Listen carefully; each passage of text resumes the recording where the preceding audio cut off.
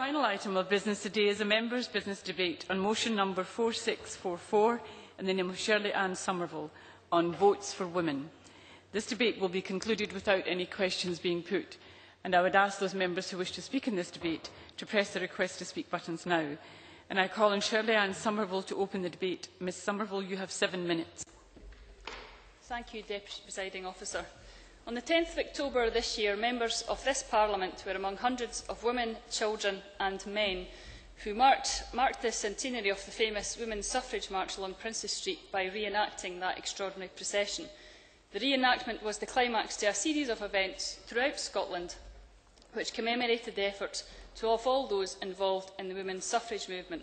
And on a personal note, I was proud to take part in the march with my baby daughter, who was taking part in her first of hopefully many political outings.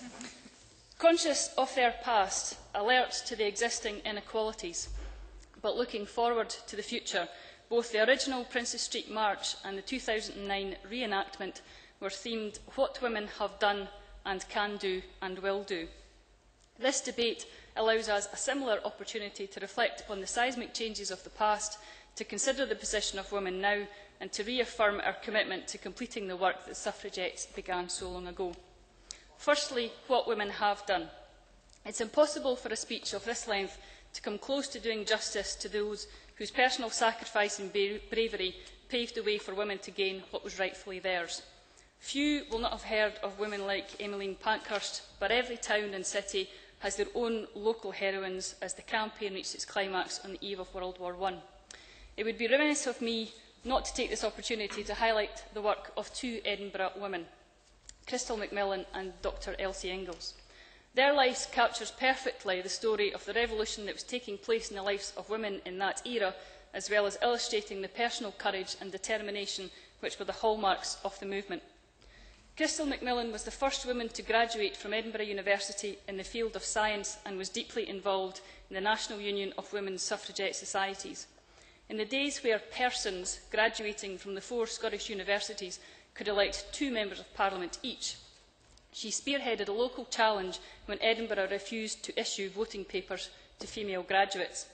The Court of Session and Court of Appeal refused her case, and she became the first woman to plead a legal case before the House of Lords. While her 8-hour submission was ultimately rejected, the favourable publicity generated did much to highlight the lunacy of the idea that such a formidable lady was unfit to vote. Elsie Ingalls was the first of the students at the Edinburgh School of Medicine for Women before herself creating the new Medical College for Women. Her medical work opened her eyes to the tyranny that men could exercise over their wives and reinforced her feminism. She later became the Honorary Secretary of the Edinburgh National Society for Women's Suffrage and later the Scottish Federation of Women's Suffrage Societies. As the publicity surrounding the movement escalated, in large measure she sacrificed her professional prospects for her work for the franchise. And on the outbreak of the Great War, she offered her services to the War Office, only to be told to go home and sit still. Rather than sit still, she instead went about the organisation of the all-women medical units to assist Allied forces, so that as well as assisting the war effort, she would smash the stereotype of women medical professionals restricted to obstetrics and gynaecology. Serb and French governments accepted her assistance, and by the end of the war, £500,000 had been raised for the Scottish Women's Hospitals for Foreign Service and would finance the work of over 1,000 medical women in battle zones across France, Macedonia and Serbia. Tragically, the doctor herself died the day after her return to Britain in 1917 and would never have the opportunity to vote, which followed for some women soon after. But having played such a brave and effective role in the war, she could not have contributed more to ending the idea that women were not capable of taking part in politics.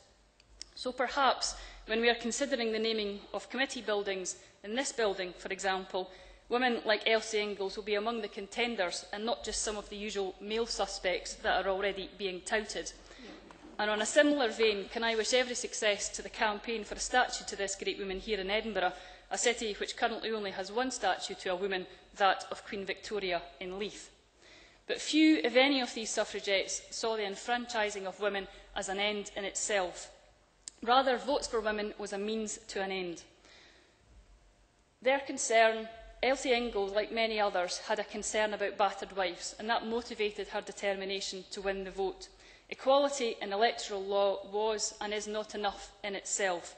It was simply a beginning, albeit a hugely significant one. So where are we now, and what work still needs to be done?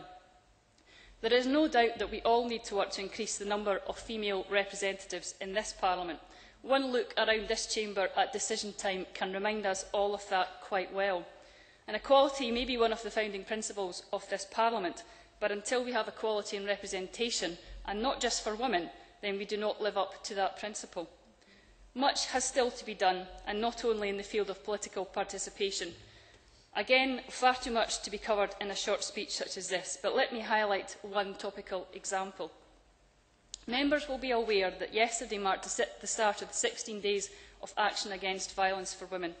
International campaigns to raise awareness of gender-based violence, to make clear that such violence is contrary to human rights, and to press authorities around the globe to take all necessary steps to end this blight on our communities. I am sure all of us here will fully endorse that campaign. So in closing, I would like to congratulate the organisers of the Good Cause March that we had in October. Events such as these remind us of the sacrifices that past generations made that we could vote and participate in politics and debates like tonight. It now falls to each of us to renew our commitment to the completion of that work and to tackle the inequalities that are still holding too many women back in our society.